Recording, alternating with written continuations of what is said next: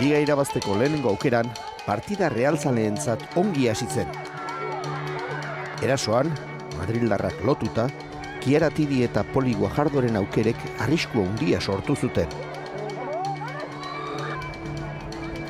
Poli Guajardok madrildar jokalariari zelai erdian bola kendu aurrera jo eta barrura bat eta huts. Lehen zatiko 15. minutua.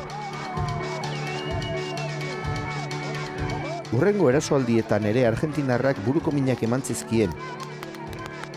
Baina lehenengo zatia amaitu baino lehen, penalti kornerra madrildarren alde. Beatriz Perezek barrura. Bigarren zatian madrildarrak nagusi izan ziren. Kontraeraso honek donostiarrak ezustean harrapatu zituen. Beatriz Maldak bola sarera bidali zuen jokaldia biribilduz. Honek Realekoak zor eta lur utzi zituen. Txuri-urdinek erantzun ezin da, partidari buelta eman ezin da geratu ziren. Eta handik gutxira Pepa Beleirasek Club de Campokoen 3. egin zuen.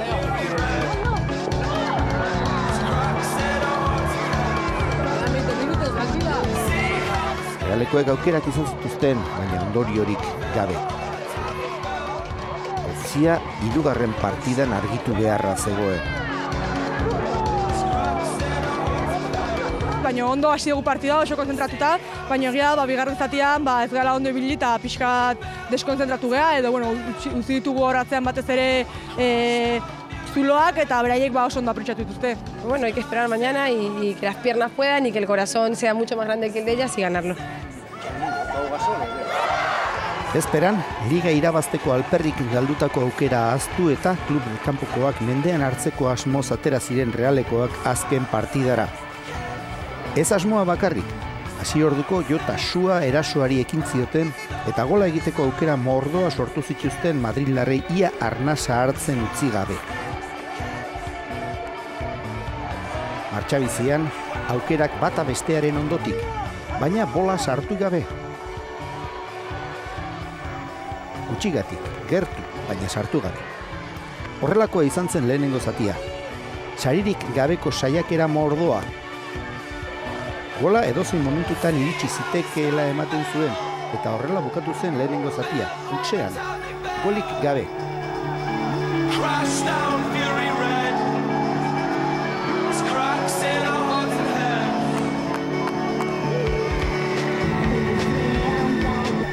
Bigarrenean ordea gauzak aldatu ziren, ondo aldatu ere.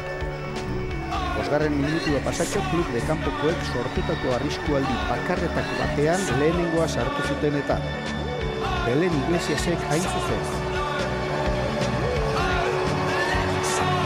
Berriz ere txuri-urdinek zuten guztia eman eta lanari eutsi zioten berdinketaren bila. Eta bai, beste hainbatetan gertu izan ziren gertu, baina ezinean. Maria Angeles Ruiz atezainak guztiak zapuztu zizkien txuri-urdinek.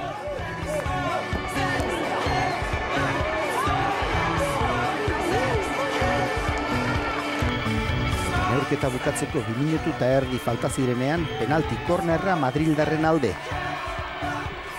Maria Lópezek bita hutsekoa sartu zuen eta akabu.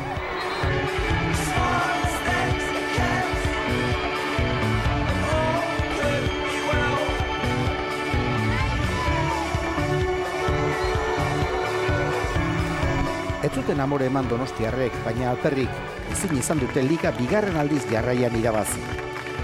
Negar malkoei eutsi ezin da bukatu dute denboraldia. Urteko sari nagusia atera gabe.